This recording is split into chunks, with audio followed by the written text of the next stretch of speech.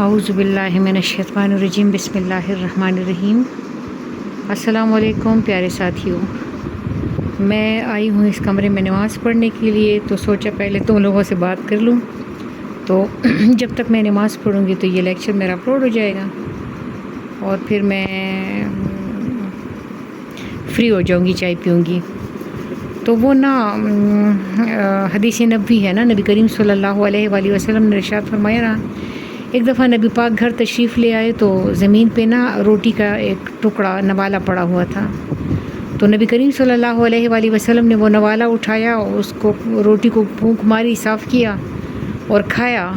اور be be عائشہ سے فرمایا کہ عائشہ رزق کی ناقدری نہ کرو، یہ رخصت ہو جائے تو واپس نہیں آتا۔ اچھا، میں نے بھی یہ بات سنی تھی، یہ حدیث سنی تھی، مجھے اس کی سمجھ نہیں آئی تھی کہ رزق مطلب ایک دفعہ رخصت ہو جائے تو رزق کی ناقدری نہ کرو، ایک دفعہ رخصت ہو جائے تو واپس نہیں آتا، تو یہ کیسے ہوگا نا، یہ کس طرح کی بات ہوگی؟ تو ایک دفعہ میری ایک دوست تھی نا، اس کے گھر میں خوبانی کا درخت تھا، اور وہ اتنا میٹھا، اتنا پیارا اس کی خوبانیاں ہوتی تھی نا کہ وہ مطلب پورا علاقہ اس سے خوبانیاں کھاتا تھا، اور وہ بہت مزیدار، بہت میٹھی شہد جیسے خوبانیاں تھیں۔ تو نا بچے چھوٹے تھے، اور مطلب وہ ہم گھر میں مطلب وہ بچے اس کی بھی تھے، میرے بھی، اور ہم کہہ رہے تھے یار یہ خوبانیاں کوئی توڑ کے، کیونکہ پک چکی تھی، بہت مزیدار خوبانیاں تھیں نا، تو میں اور میری دوست سوچ رہے تھے کہ کوئی ہو تو خوبانیاں توڑ کے دے، ہم کھائیں نا۔ تو اچانک نا مجھے شیطان نے ایک طریقہ سکھایا نا، نعوذ باللہ، تو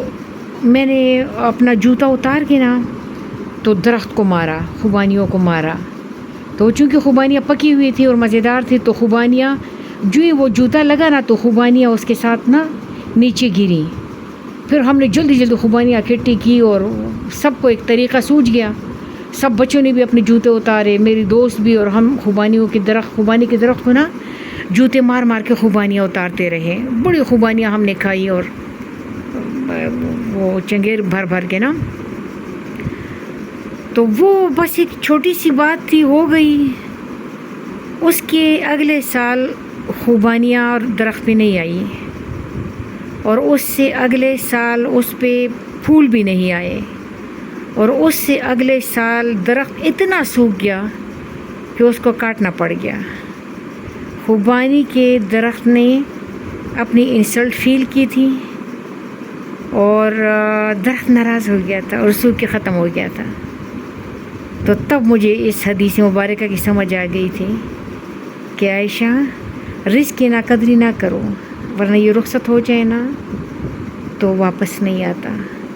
تو اس کے بعد خوبانیاں کبھی اتنی کھائی ہی نہیں، کوئی اکے دکے مل جائے تو وہ مزیدار بھی نہیں ہوتی۔ اللہ تعالیٰ خوش رکھے۔ چلے میں نماز پڑھتی ہوں، چائے کا موڈ ہو رہا ہے۔